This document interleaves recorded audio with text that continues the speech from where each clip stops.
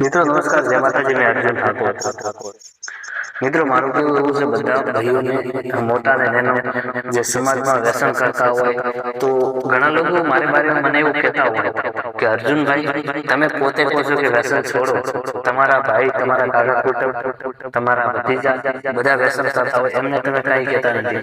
તો મારું કેવું એવું છે કે હું એકને હજમાવા જાઉં તો એ ના હજમે. એના તરીકે સોશિયલ મીડિયામાં બધાને કહું છું કે મારા માટે હું નથી કરતો, હું મારી ઠાકોર સમાજ માટે કહું છું કે તમે શું છો તો તમારી જિંદગી સુધરશે, તમારું છોકરાનું ઘર સુધરશે, આપણો સમાજ પણ ધીરે ધીરે સુધરશે.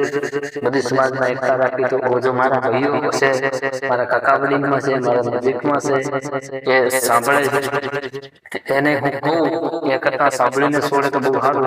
કે એની જિંદગીનો સવાલ છે, મારી જિંદગીનો સવાલ નથી. એની જિંદગીમાં એને કેવી રીતે રહેવું છે.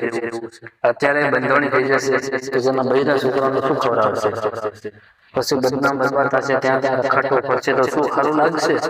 એના જ કારણે હું કહું છું કે વ્યસનથી દૂર રહેવું જરૂરી છે.